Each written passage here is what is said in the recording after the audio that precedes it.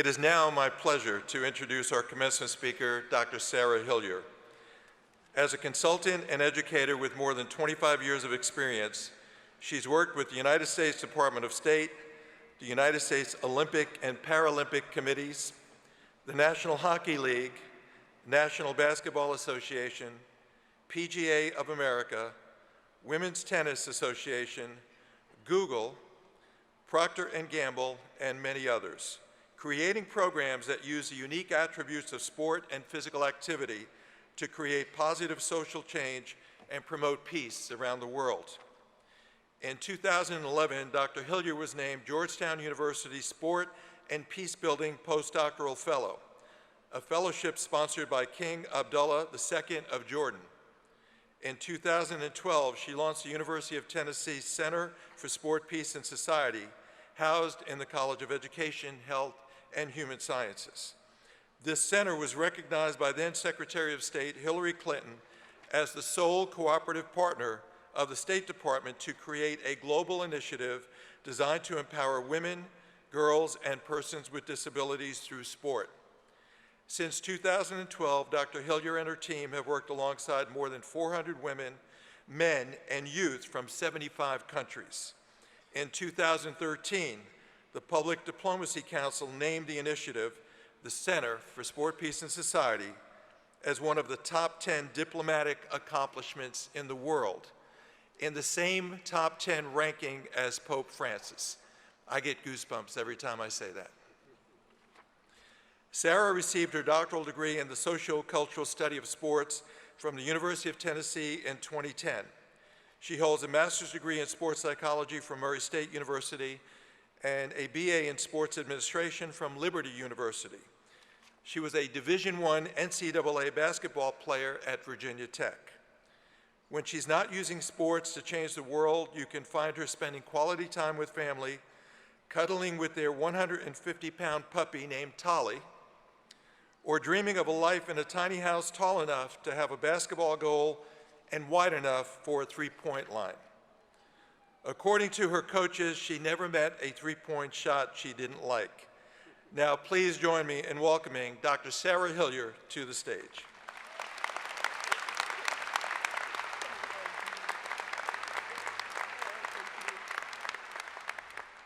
Thank you, Dean Ryder, and I think the most truthful part of that was I have never met a three-point shot I didn't like. So that is absolutely true.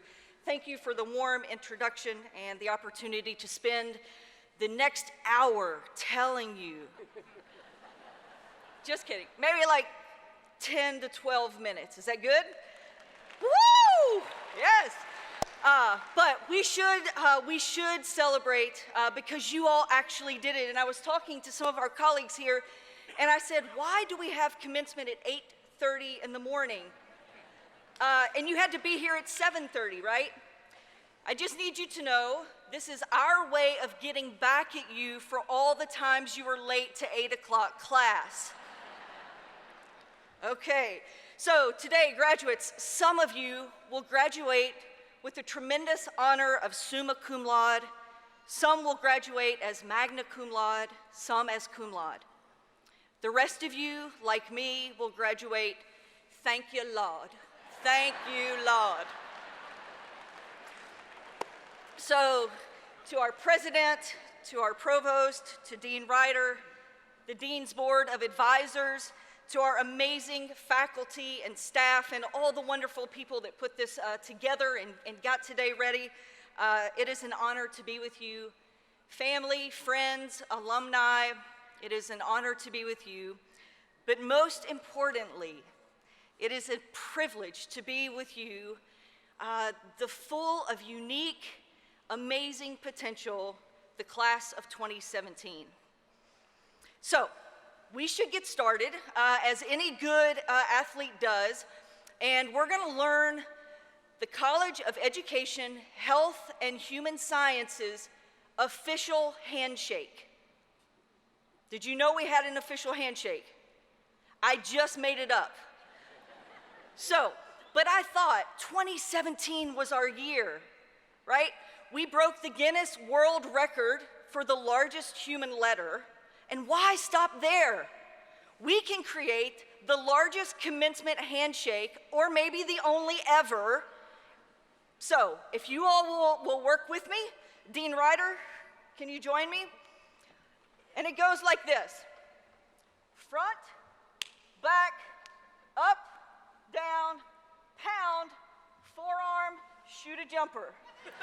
All right? Okay, again. Concentrate, people. This is a test. All right, front, back, up, down, pound, forearm, jumper.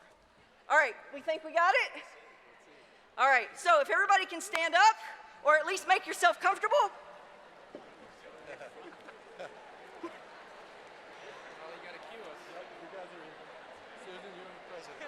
All right, so family, friends, distinguished guests, we need you to help break the record. Please participate.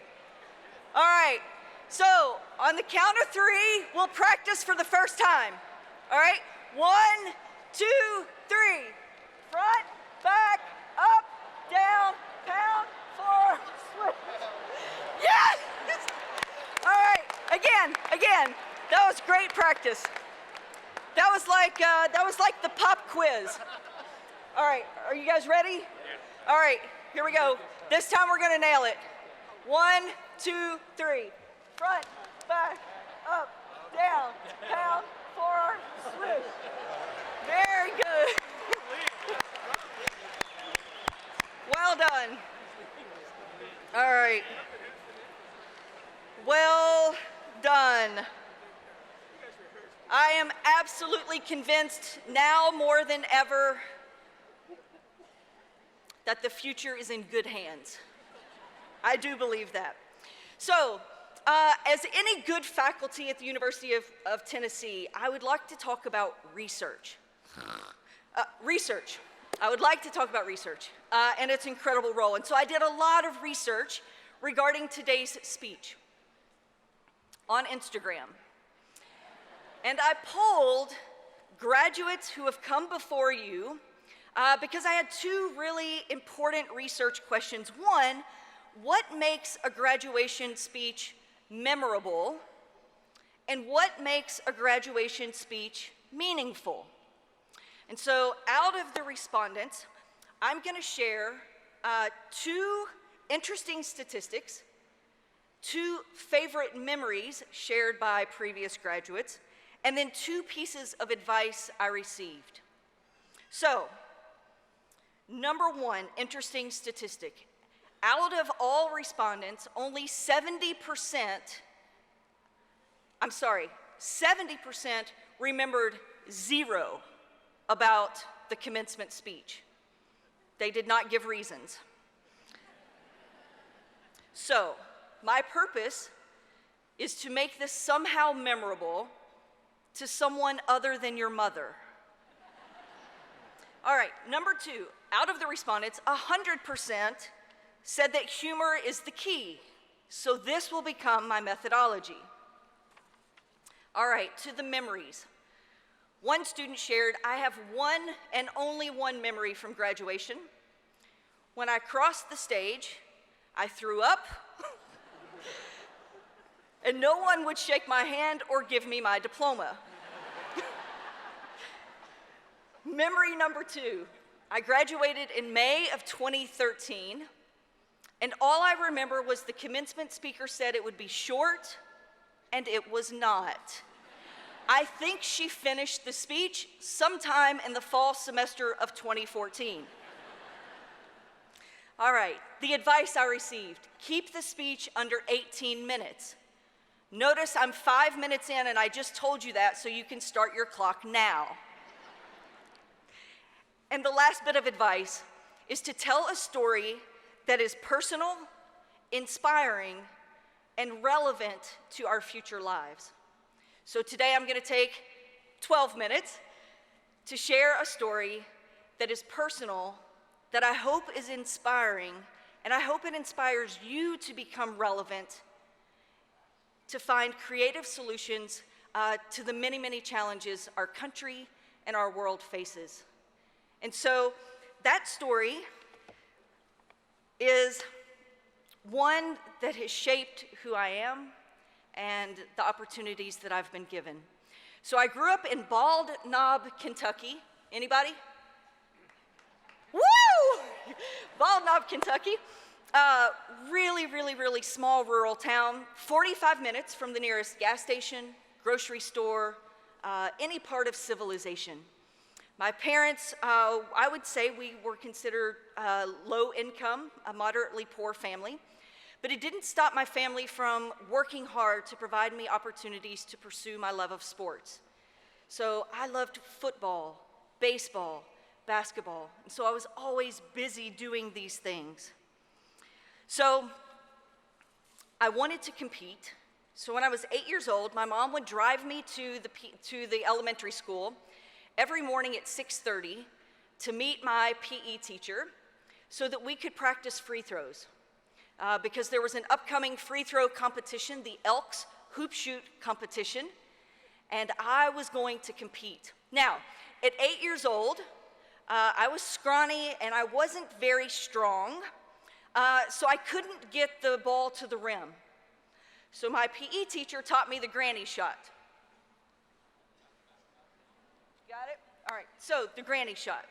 So as I was training every morning, shooting free throws, working hard, I was ready for this competition.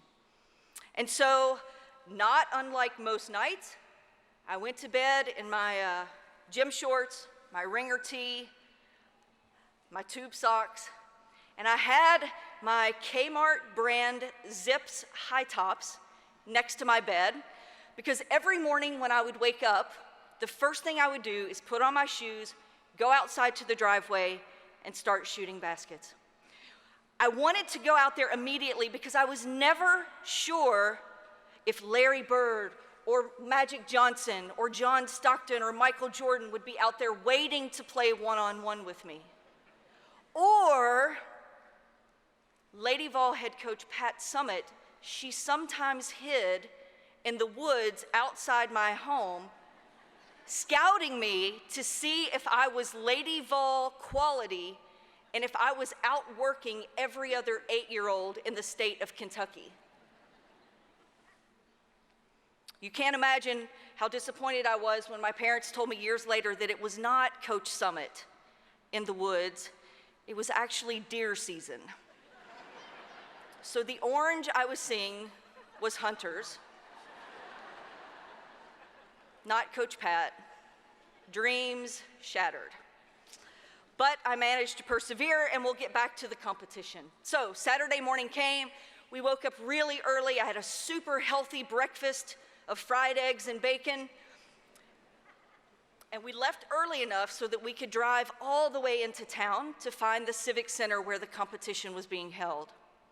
I was so excited, similar to the excitement that the graduate that I told you about earlier.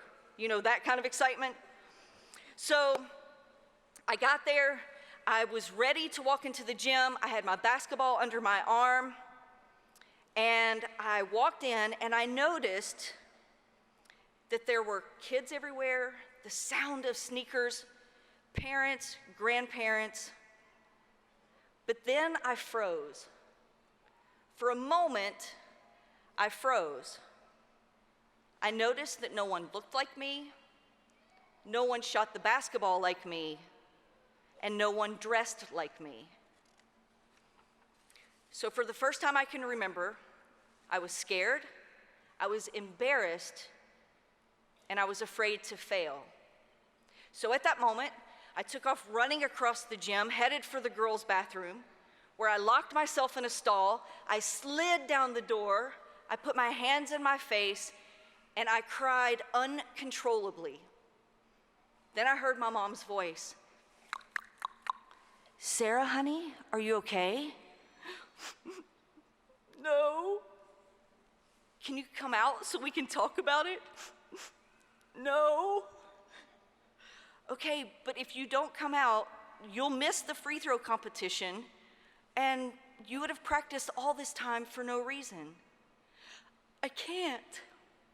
So I didn't hear anything for a while, and then I heard, my dad's voice in the girls' bathroom, right outside my stall, and he said, "Sarah, honey, what's wrong?" "Nothing." "If you don't come out of the bathroom, you won't get to play today." "I don't want to play today." He said, "Why not?" And that was the moment of truth, because I actually had to say out loud what I was feeling, and that was really hard. So I said to my dad, "Because I'm embarrassed, I'm scared, and I'm afraid I'll lose." And he said, "Sarah, I have a question for you, and I'll never forget this question." He said, "Do you love playing basketball, and did God give you the ability and the opportunity to do so?" And I said, "Yes, sir." And he said, "Do you think you'll ever want to play basketball again?" "Yes, sir." And he said, "Then you have two options. You can come out of the bathroom stall and try your best, or you can never play basketball again." Now, for an 8-year-old, these are horrible options. Absolutely horrible options. And then he said, "You have 30 seconds to decide." So the pressure was on. "All you have to do," he said, "is try your best.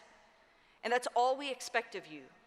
We will love you exactly the same, no matter if you win or lose. In life, it's not a matter of who hits the most free throws, but it's who faces their fears, refuses to compare themselves to others, and finds the courage to try your best." So I came out of the girls' bathroom. I competed that day.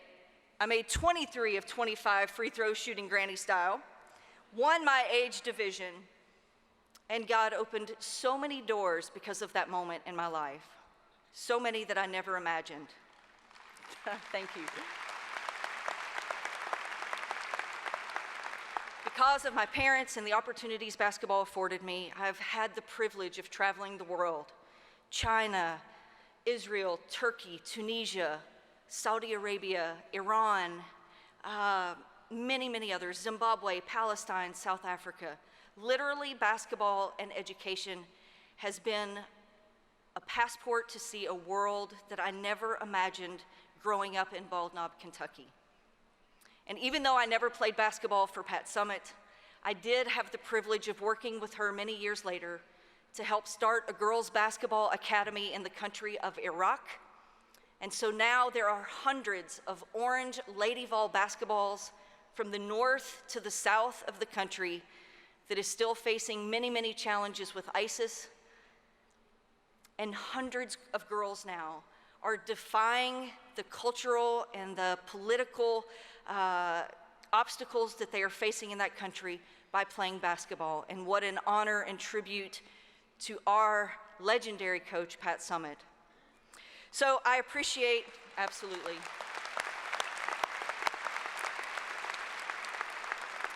So I appreciate my parents' love and the lessons they taught me.